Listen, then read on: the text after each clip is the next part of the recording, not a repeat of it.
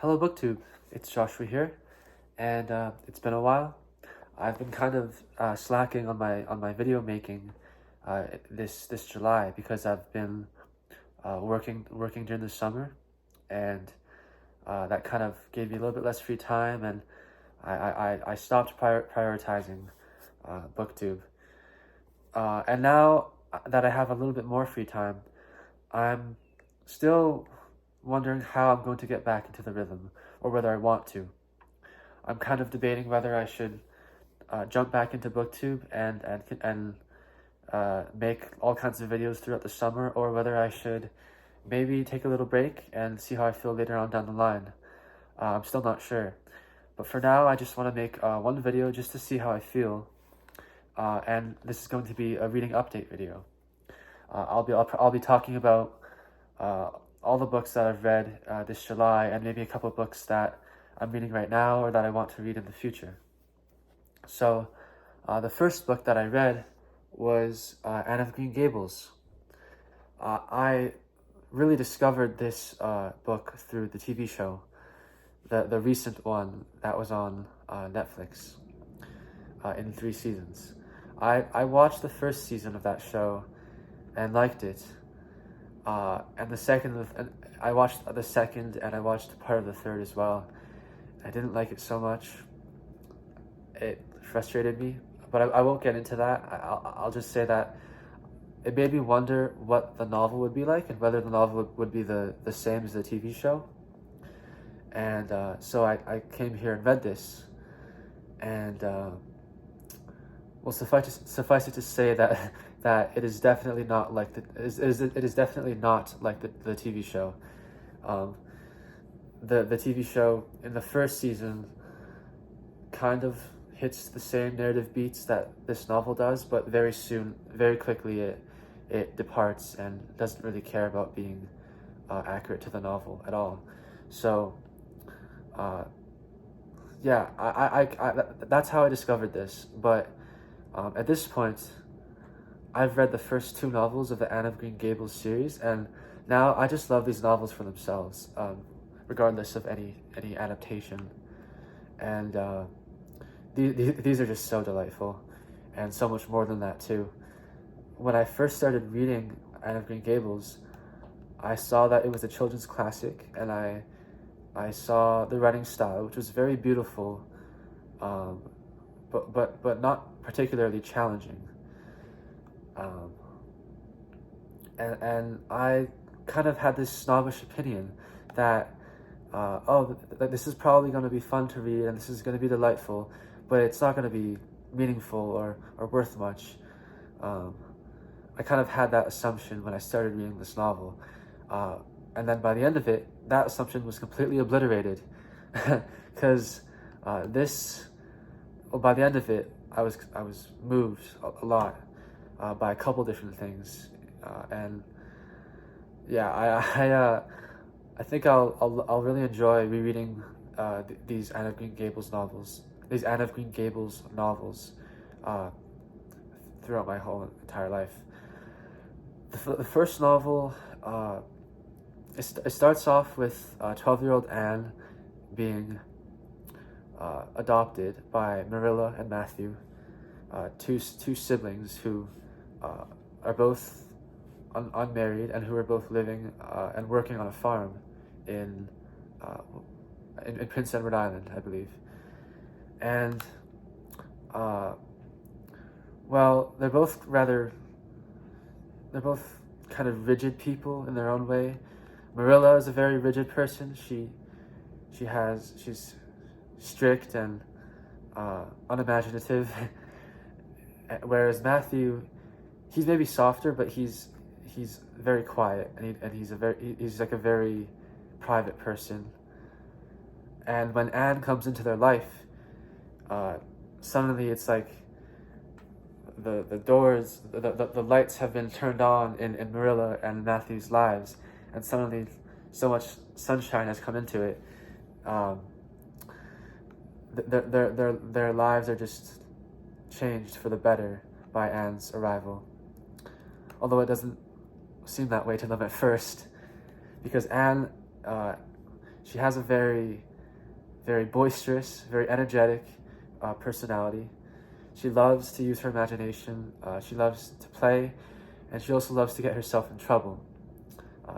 All kinds of accidents happen in this story. That's probably predominantly the main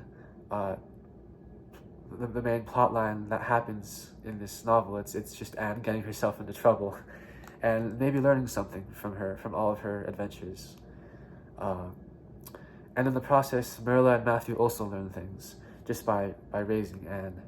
And what I found very moving about the first novel, Anne of Green Gables, was two things. The first one of them is a spoiler, so I won't say exactly what happens, but if you've read this novel, you'll probably know what I'm talking about. It's at the very end of the novel, and it's very sad. And that was very moving. But something that I found even more moving than that was Anne's progression into somebody who was just as fun, just as boisterous, just as energetic and imaginative, but also someone who was more mature. At the beginning of the novel, Anne is 12, and by the end of it, she's 16. And the author, Lucy Maud Montgomery, she, I think, does a really good job of having Anne progress as a character, having Anne grow as a character, but making her grow really subtly, so that the reader doesn't notice that Anne has grown up until the end of the novel, and you realize that she's 16 and that she's changed, and that she's grown into herself. And by the end of the novel, life throws certain duties upon Anne, and Anne meets those duties, and in those meeting of duties, the reader realizes that Anne has become a different person, a better person, it's just a really beautiful progression, I think. The second novel is when Anne is 16 and 17. Here, a lot of different stuff happens. A lot of stuff. A new neighbor moves into town.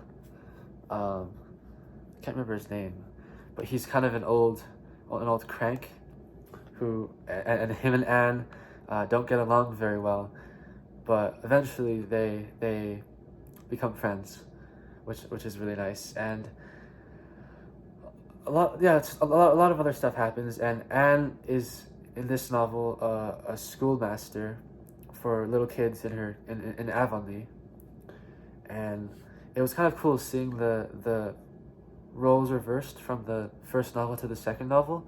In the first, Anne was the schoolgirl who looked up to various different people in her life, to Marilla and Matthew, and to other people in her community who were older and who could teach her things. In the second novel, Anne was the one teaching these little kids and deriving enjoyment from it, deriving a lot of meaning from it, as well as in some cases a lot of frustration from it, but also meaning from it. But at this point in Anne's life, she's still not fully an adult yet.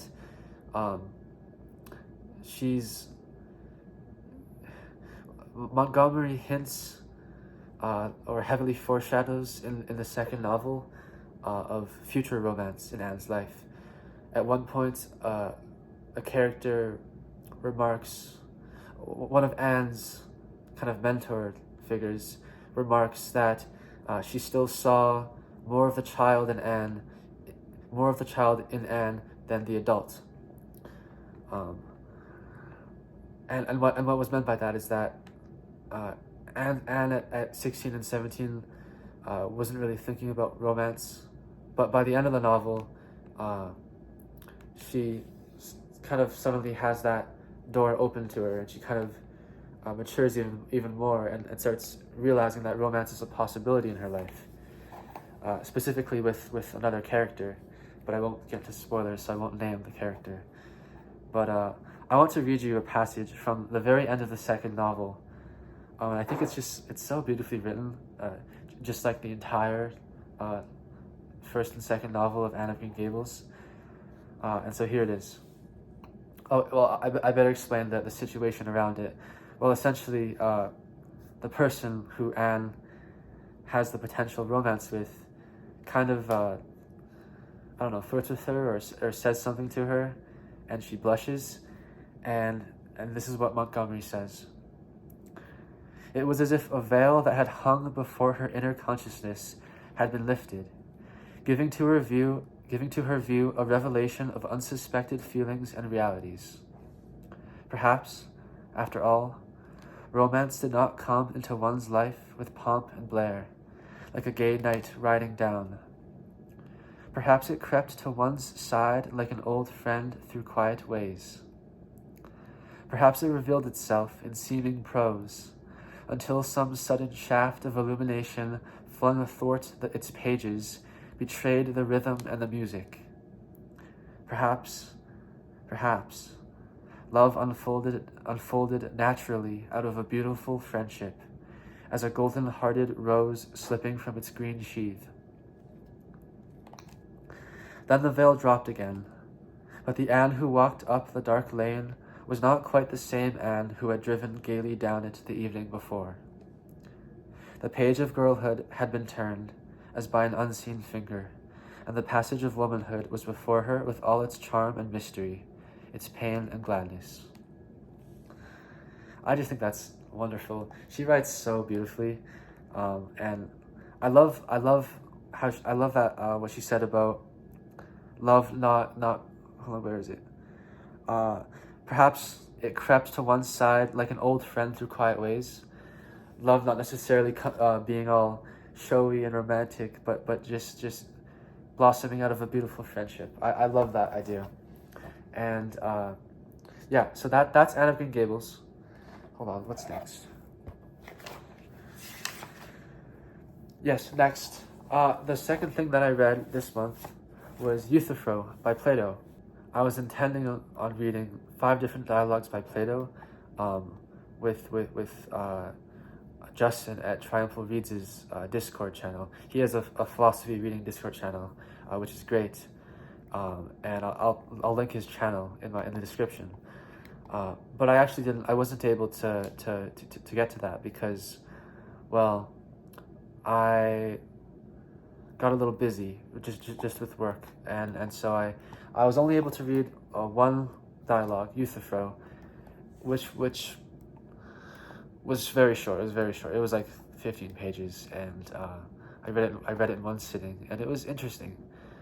It was about the nature of piety, and I'm not sure how much relevance the idea of piety has to me right now. I'm not particularly religious, but I enjoyed following those long, very complex arguments that Plato would make in his dialogue. I thought that was kind of interesting to see. But next, I also read Beowulf with this thing.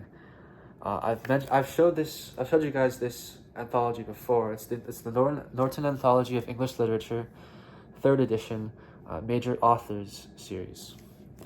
So, as you can see, I think there are about 30 something authors. 1, 2, 3, 4, 5, 6. Yeah, there are 30 authors in this book. They're all listed right here. It's only these ones. There aren't any other authors in here. I love this anthology. I've been exploring it more and more over the month. It's very poetry centric.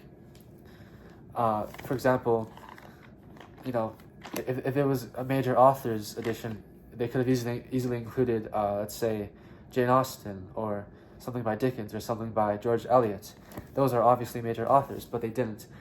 They only included poets for those time periods. They included the Romantic poets, Wordsworth, Tennyson, for the Victorian era, Browning, and well, the book starts with Beowulf right there, and so that's what I read first, It was actually a very quick read. It was only 60 or 70 pages, and this translation was actually made by by one of the editors of this edition, which was kind of interesting to hear about that.